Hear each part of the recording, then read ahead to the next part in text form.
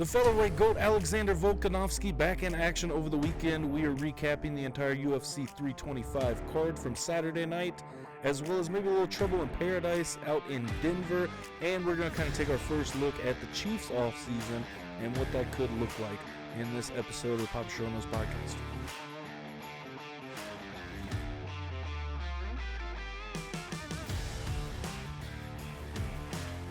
More of the same on Saturday night is really what I took away from the main event between Volk and Diego Lopes, as we saw pretty much the same fight we saw the first time around. And honestly, wasn't too much time in between, as we had Diego Lopes just one fight since the Volk loss before that, of course, wonderful performance against John Silva, and that was back in September at UFC Notre. It's been little under a year since he fought Volk last, April 12th last year. And I do think that, retrospectively, I feel like it's a little bit of a disservice to Diego Lopes. He's now 0-2 against Volk, and I don't know, how many adjustments can you make in under a year? You get a fight in between against a guy like Volk. We're talking about the greatest featherweight of all time, and, I want to continue to emphasize that because, personally, as somebody that watched pretty much Aldo's whole run, it is hard to kind of put somebody above Jose Aldo, but I think you have to with Volk at this point with, winning the belt back, now defending it, and he's got a list of, really a new generation to go up against, upcoming. Right now, I think was kind of a weird spot in the in-between time, because who else do you put there against Volk? Yair Rodriguez is 1-1 since he last fought Volk. That was back in 2023, so almost 3 years ago now. And Yair has only fought twice, which another just masterful performance by Volkanovski in that fight against Yair Rodriguez. That was maybe, to me, the most impressive just with the footwork. And that was what Saturday night was, a continuation of fight number one, I thought, with just Volk being able to really outwork Diego Lopes footwork-wise. The second round, Diego Lopes had a good round, was cutting him off and looked a lot better. And even Volk said after the fight, really cut me off one way in this fight, so I just went the other way. And, he spent that whole, I think, first fight was circling to the right, second fight was circling to the left. So Diego couldn't quite get it figured out. And again, how much can you improve and get ready for a guy in less than a year's time? I think that, I don't know, maybe look at the coaching, because I do think that there are some, adjustments that could have been made there. I haven't rewatched the fight, so I haven't really got into, kind of what the fight could have looked like if Diego made some minor adjustments during it. But, hats off to Volk. Volk is the GOAT for a reason, and he is still at the top of the 145-pound division, even after the, two rough losses he took from Islam and, why can I not think of the lightweight champion's name? Ilya Topuria. There it is, just had to talk it out.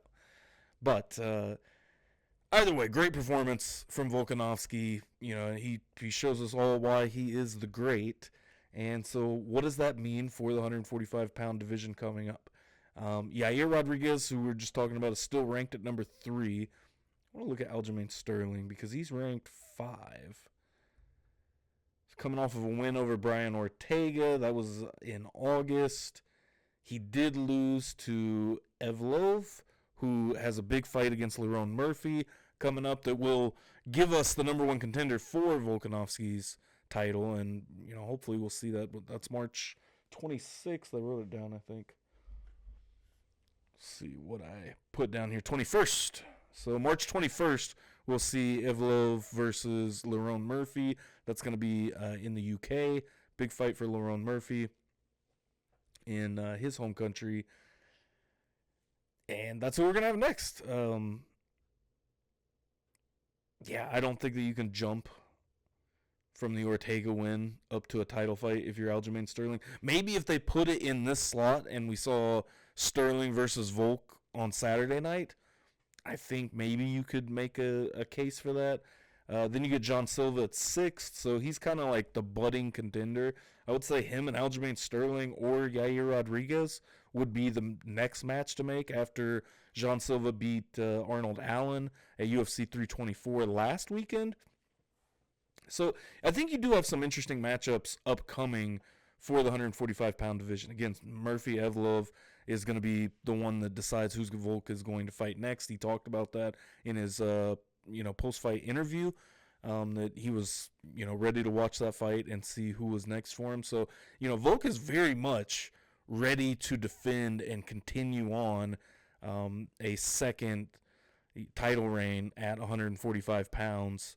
And I think that's exciting because you've got fresh matchups upcoming, and I think in the in-between of where you look at, last year where Diego Lopes fought Volk, as I said earlier, it's kind of a disservice to Diego Lopes to kind of turn that around that quick. But, I mean, you're going to feel too bad for you, or you can't feel too bad for a guy getting another title shot, I mean, I'm sure, there was no hesitation in accepting that fight if you're Diego Lopes. But at the same time, now you kind of lock him up into the point where now you got to wait for Volk to move on, either lose, retire, move up maybe. I mean, I don't know if he plans to, or has any desire to move up to 155 pounds again. Obviously, the couple of big matchups he had with Islam. I don't know. You've got Topuria to deal with that lightweight, and I don't know if I would like to see a Volk Justin Gaethje matchup. I don't know. So I think Volk is back for the long run. Until he is ready to hang it up, I think that top spot at 145 pounds is his, and that's unfortunate for Diego Lopes. Maybe Diego Lopes could move up and have some success at 155 pounds. I don't know. I think it's going to be a lot of reflection for Diego Lopes over the next couple of weeks of just trying to figure out, what is next for his career. I mean, he's still a top contender, has been great, 27-8. And even just his last few fights, he's got big wins over Ortega, Dan Ige, Yusuf. I mean, even a lot of these guys on this list, Evloev would be interesting. Evloev beat him in 2023. That's a long wait, though, to play out. If Evloev would to beat Murphy, challenge for a title, say he loses, and you set up a loser-loser match, I mean, we're still looking at, that may be this time next year to set that up. Do you want to take that much time off? I don't know. I mean, Diego Lopes has been busy, so maybe you do kind of get a refresher and take a little bit of time off. Look, within the last, only fought twice in 2025, 3 fights in 24, 3 fights in 23. So he's been on a pretty steady trajectory over the last few years and getting about as much as you can out of the year. Let me know what you guys thought in the comments below about UFC 325's main event. Like I said, I thought Diego Lopes took the second round, but other than that, and it was still close. Other than that, I think Volk swept the board 4-1. Other than round 2, I think it was just one scorecard where Volk got the 50-45. But, dominating performance either way. Volkanovski comes out and he looks like featherweight GOAT. Co-main event of the evening, we had BSD Benoit St Denis against Dan Hooker fighting at home.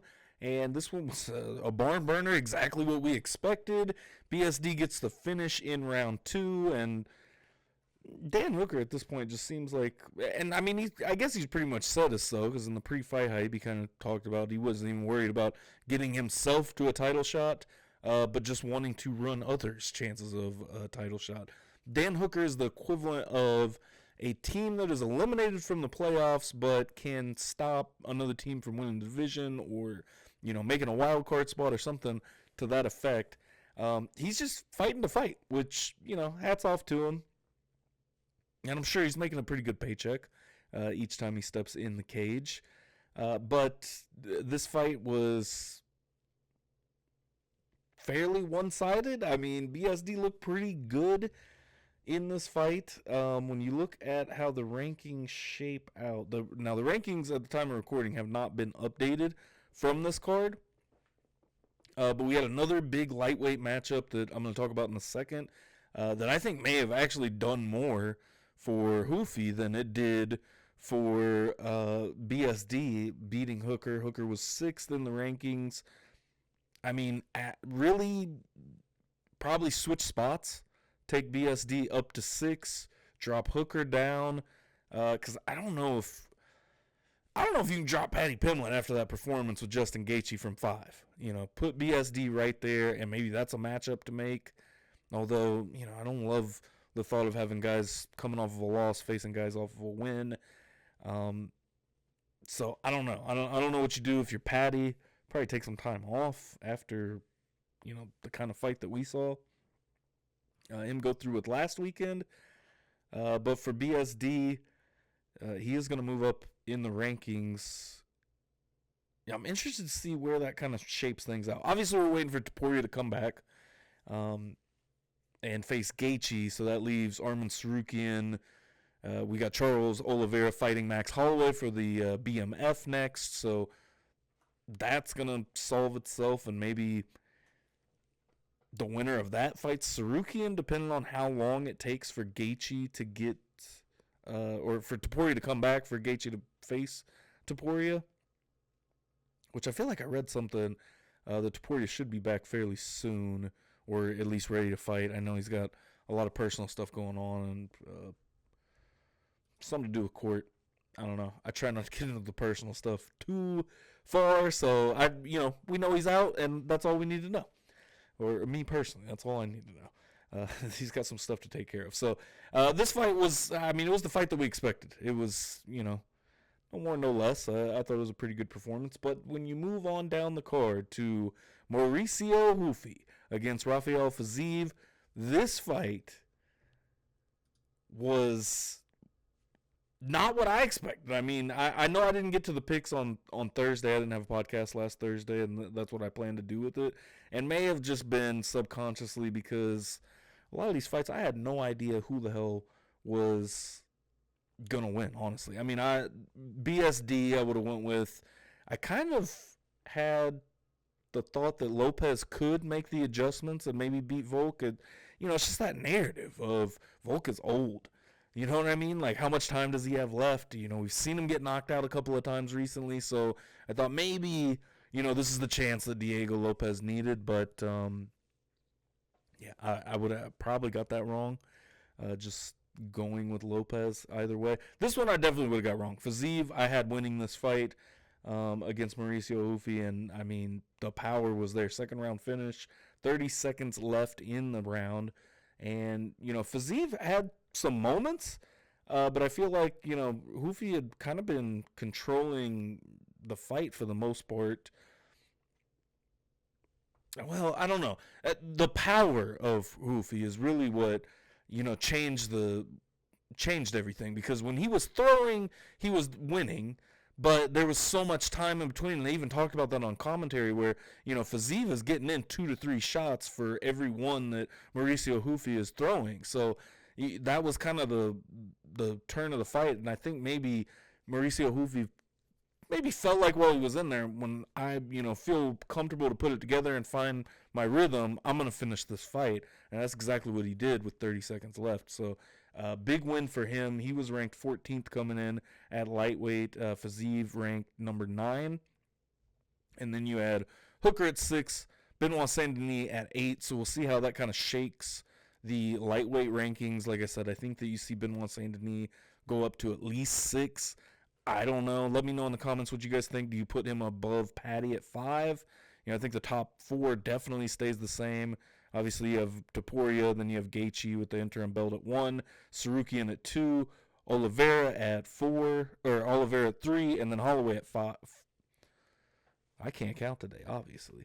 But you got Holloway at 4, and then Paddy Pimblett rounding out the top 5. So does BSD, break into that top 5?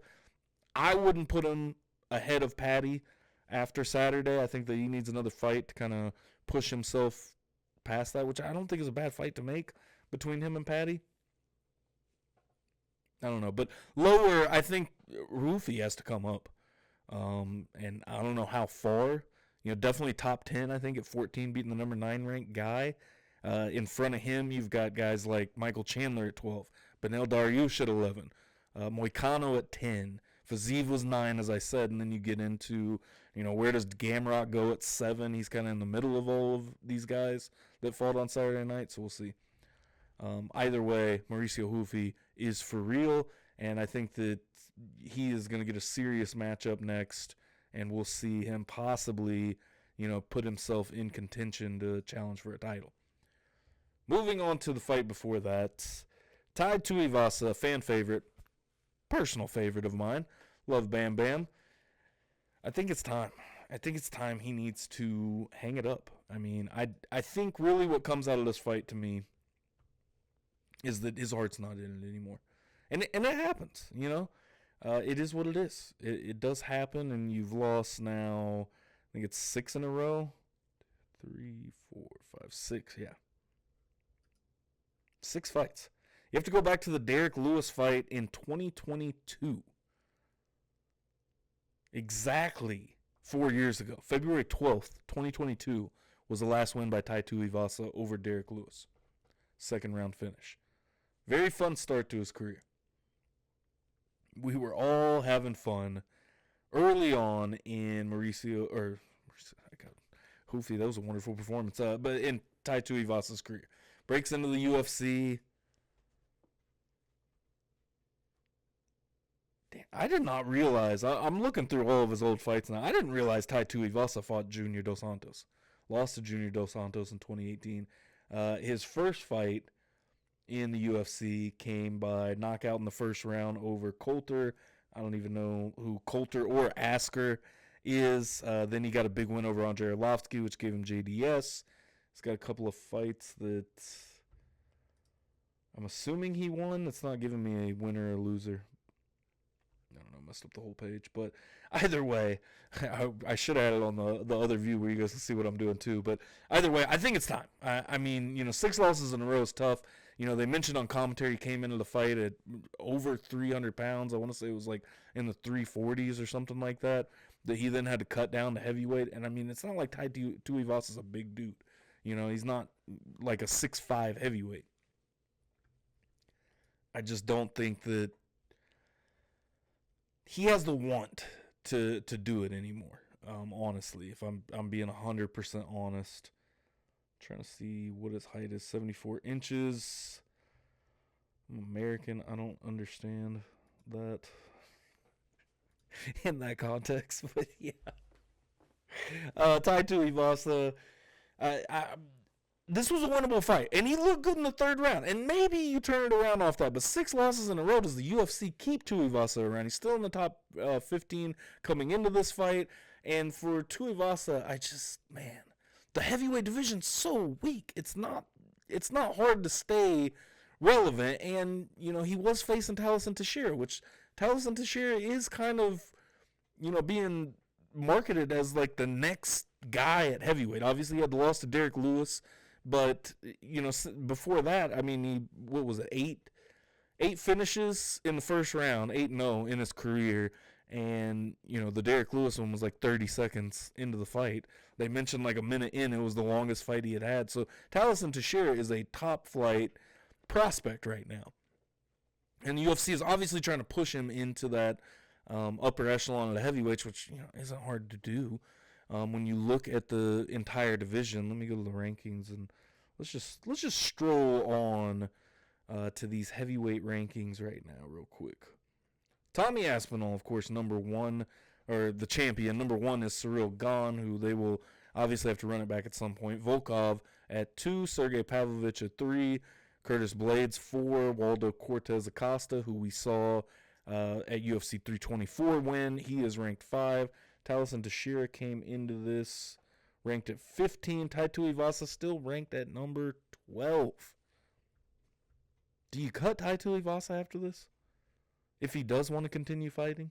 Do you keep him around and let him face another one of these guys, fringe top 15 guy?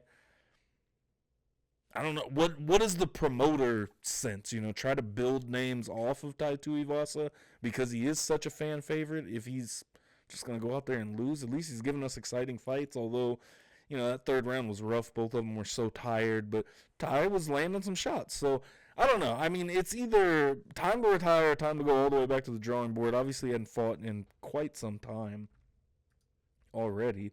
Let me go back to where August of 24. So, it had been, year and some change, 18 months since he fought last for Tuivasa. So it's I don't know.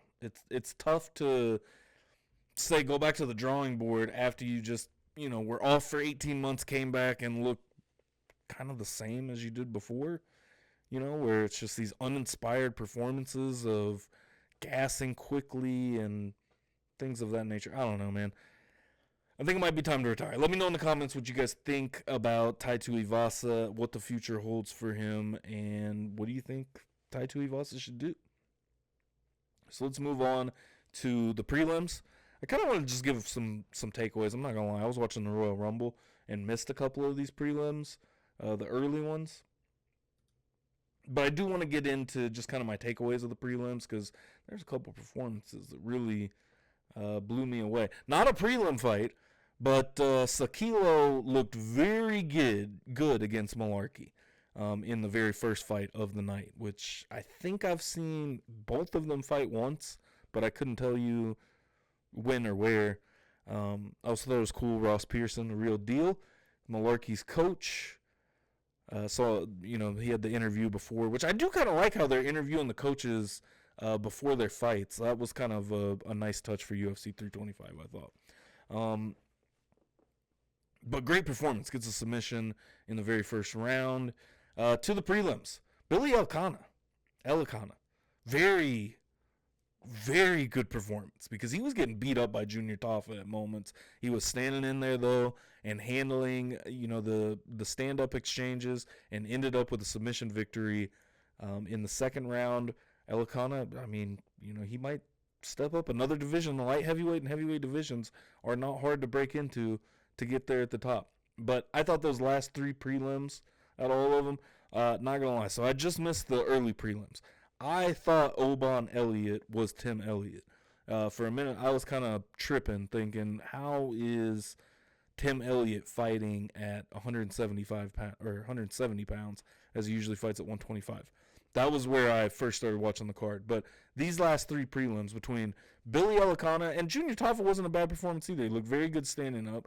Cam Ralston had an absolutely great performance against Cody Brundage. And Jacob Malkoun also another great performance. But shout out to Therese Finney. A very gutsy performance for him to grit it out. And I didn't hear or see anything after that, but very clearly a pretty rough knee injury. He even hopped over to the decision. Which I get it. It went to the decision. At that point, you knew you lost. But the fact that he just showed up for it was kind of crazy.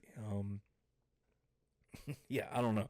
Definitely looked like he blew his knee out, though, at that point. But between Malkoun at middleweight, Ralston at middleweight, and Elikana at light heavyweight, I really, really liked all three of their performances. And Cam Ralston, another one that he got hit a few times by, some big shots from Brundage, powered through it, and got the win. And, man, that fight, they looked like two weight classes apart between Ralston and Brundage, either way. Let me know what you guys thought of the prelims and the whole card in general as we move on to the first fight night of the year next weekend. And I think we get a week break and go into maybe there's another numbered event after that. But as always, we will continue to cover the UFC. So we're going to get 3 fight nights in a row. Bautista versus Oliveira next weekend. Then February 21st, there's a week in between. We get Strickland versus Hernandez, which will be a big, impactful middleweight matchup. Let's see what else we got. Ige versus Costa on that card. Costa looked very good in his last fight. Anything else of note? Kyoji Horiguchi fighting next weekend. And then we go into February 28th. We get Moreno versus Almabayev, as well as Chito Vera returns to fight Martinez. And then finally, March 7th is when we get our next numbered event. That's going to be that fight for the BMF title between Max Holloway and Charles Oliveira. Very good co-main event as well with Barreo versus DeRitter, Rob Font will be on that card against Rosas Jr., which that might be the biggest step up in competition Rosas Jr. has had. As well, then we get Moicano versus Ortega, which feels like a fight directly out of like 2018, 2019. Either way, I will be continuing the coverage on the MMA throughout.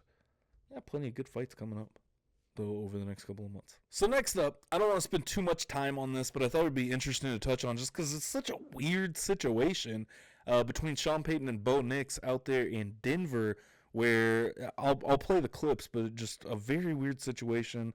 Let's roll it, and then we'll move on and talk about it. Is there any concern that Bo has had several ankle surgeries? And No, I think what was found, though, what was a condition that was like predisposed right at that, they always find a little bit more when they go in, and it wasn't a matter of if, it was a matter of when. So it wasn't, because when you look at the play and you're trying to evaluate it, he said, the doctor, operating surgeon said that this was going to happen sooner than later. Nothing predisposed, nothing that was there originally. I might have gotten confused. Didn't have any predisposed issues. Man, my ankles were feeling really good. I don't think he really should share how many surgeries I've had in the past, to be honest with you, but because I don't, he doesn't really even know that. But I think it's going to be good, to get back, get to work, start from ground zero, work from the bottom up, get back to training. And nothing really that concerns me, nothing that scares me going forward, like I'm, injury prone or anything. This is one of those just inconvenient football plays. And, I'm excited already to get back to work and can't necessarily avoid anything in the future, but I feel really good that my body's going to be in good shape. So those clips coming from the NFL on NBC YouTube page is Mike Florio's show. But interesting situation. Arguing in the media about surgeries or injury prone. I don't know. I just thought it was really weird. Although hearing Bo Nix's comments, I do think that, I don't think anything will come of this. Obviously just a frustrated situation. I think everybody probably frustrated in Denver. I mean, they got all the way to the AFC Championship game in a year where it was wide open in the AFC. And obviously with a rough ankle injury, broke the ankle, did Bo Nix, and kind of ruined Denver's chances. I mean, I don't think that they would have beaten the Patriots either way, whether Bo was there or not, personally. But, I mean, I understand how they probably feel in that locker room and in that, just in Denver in general, within the organization, feel like, well, we lost our starting quarterback. How were we supposed to go out and win the AFC Championship game? But either way, I do think that, him ending that with just kind of talking about, he's just ready to get back to work, ready to, move on, rehab, and do these things, get back on the field. I don't think that it's as big of a deal as kind of what it came off as. And maybe there is, there's definitely going to be, some bubbling under the surface, I think. But at the end of the day, I think I would expect those two to probably just hash it out when they get back together for training camp, OTAs, all that kind of stuff. When everybody gets back into the building, probably a conversation that they will have. And, but I mean, at the end of the day, it just kind of goes to show Sean Payton and who he is, there's been some clips that came out even just recently of him kind of snapping on a reporter. I think it was something silly about like downhill tackling, talking about Dre Greenlaw coming back. And I don't know. Sean Payton's just a dick. And I don't think has a lot of awareness when it comes to, I guess I'd say, social interactions necessarily. So I think that's really just the case of Sean Payton kind of overstepping bounds, because, I mean, even if you do know these things, and obviously, drafting somebody, you get access to all of these medical reports and things like that, but, going out there and talking about it to the media is very weird, I think. And, obviously not respecting boundaries is really what that comes down to, I think, with Sean Payton. So, I don't know. Sean Payton being Sean Payton, really, I think, is all this comes down to. And, I'm sure he'll apologize to his quarterback when they get back together when it comes to, getting the season rolling, and I think that'll be that problem. All right, lastly, let's talk a little bit of Chiefs football and kind of what the offseason looks like. I know that there's some concern about cap space. I've been seeing that floating around quite a bit online, which, I don't know, it just depends, but the cap is the cap at this point. I think we've kind of understood that you can manipulate it any way possible. I think everything will be all right. We'll take a look at that in a minute. Then I just wanted to talk about the draft as well. Just kind of an early look at things, really just a philosophical question in a sense of who do you take first? We're in a perfect world. I've seen Jeremiah Love a lot going around. Obviously, the Chiefs could use a star running back that Patrick Mahomes has not had. I don't think Patrick Mahomes has had a single 1,000-yard rusher behind him in his career. So that is a need. Obviously, they tried with Clyde Edwards-Helaire, swung and missed. I still think that they kind of used him incorrectly, but I think he was also solid for what he was in the end. Obviously, not for the first-round pick, but just who he was as a running back. Other than that, Pacheco, 7th-round pick. You would probably say that Pacheco was, much better than Clyde Edwards-Helaire in general, which I think they're about the same. Obviously, the big difference is where they were taken in the draft. Pacheco in the 7th round, Clyde Edwards-Helaire you take in the 1st round. So obviously that kind of changes the scope of how you look at both of those running backs in their time in Kansas City. But which Pacheco's still part of the roster, so let me not say that. But I think the Chiefs also have a big need of a game changer at an edge rusher position like a Rueben Bain Jr. would provide. So it's definitely a school of two thoughts. I mean, if you listen to my podcast, watch much of my football content, you will know that I am, very partial to the defensive side of the football, and giving Steve Spagnuolo another guy that can wreck a game. And Chris Jones is starting to get up there in age. We've seen the good and the bad from Chris Jones as he's starting to get older, and he's a big cap hit. So I don't know, what do you do there? I'm not saying you should move on from Chris Jones, but at some point, relatively soon, you're going to have to look into, well, what does this look like without Chris Jones? And it's not good.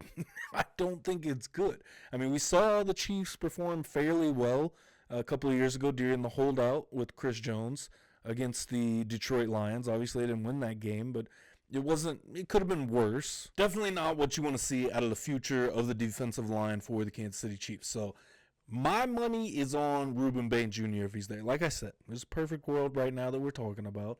Both are available. Chiefs Kingdom, who are you taking? Are you taking Jeremiah Love at running back? Or are you taking Rueben Bain Jr. and trying to, work something out with the running back a little bit later on in the draft? I think that's the best case scenario. Find somebody else, but later on in the draft. But like I said, I haven't taken a huge look at it yet, and honestly, we're not used to thinking about the draft this early in the year.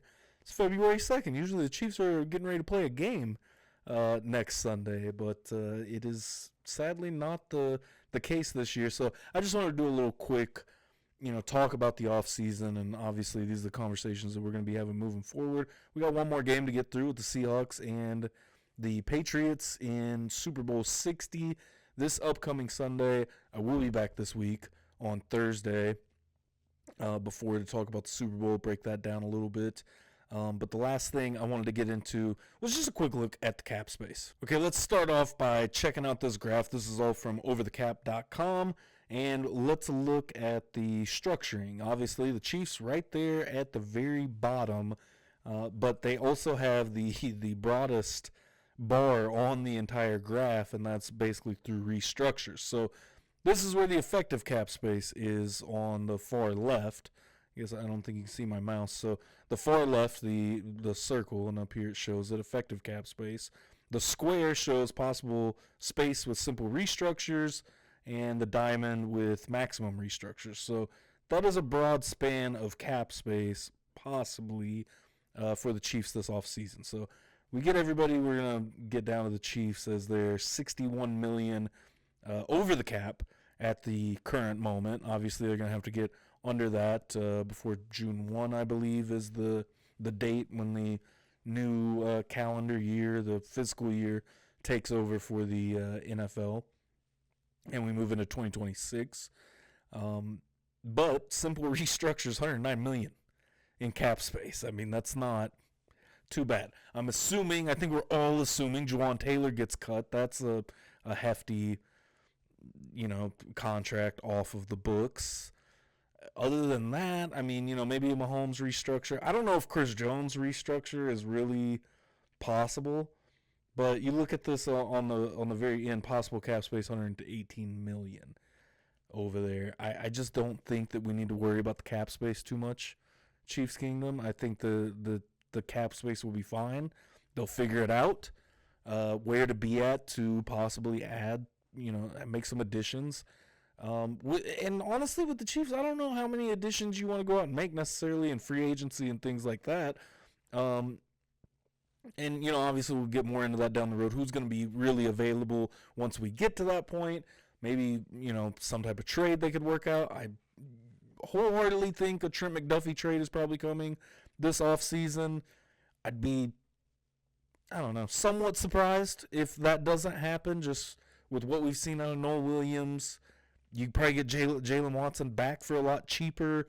Past that, though, it does look rough. Chris Roland Walls has been good, but he's more of a safety than a corner. I don't know if I trust that. Obviously, we all know Chamari Connor isn't the best in coverage, which he's kind of been used as a hybrid nickelback and safety. So we'll see. But, I think that as a hybrid safety and kind of like a sub linebacker, that Chamari Connor is very, very good.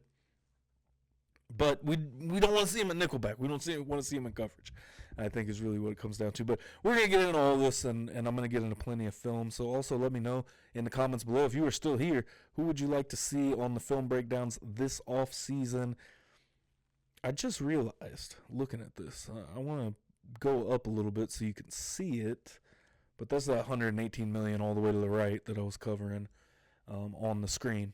Either way, whoever you want to see in the film breakdowns in the offseason, let me know in the comments below, because I'm starting to gear towards working on that, of just Chiefs that we've seen something out of that could possibly have a bigger role next year. I know Ashton Gelati, Noel Williams, some of the rookies, definitely want to take a look at. Jeffrey Bassa, I was very high on going into the season. So those are just some names thrown around there initially. The last 2 years, I've had Leo Chanel and Chamari Connor film breakdowns on both of those guys the last couple of years. So we'll see what we end up doing with the offseason. I think it was 5 the first year, 7 last year. So I'll probably try to get into more this offseason, maybe like 10. Yeah, around the 10 range, somewhere around there, maybe 9, 10, 11, somewhere in there. But either way, that's about all I have for this week. So I appreciate you if you stayed until the end. If you enjoyed, make sure you like the video and hit that subscribe button for more. Podcast Mondays and Thursdays. We'll be back to preview the Super Bowl. Probably talk a little bit of the Fight Night card as well before Saturday night. Until next time, the Boy Pop Show. All right.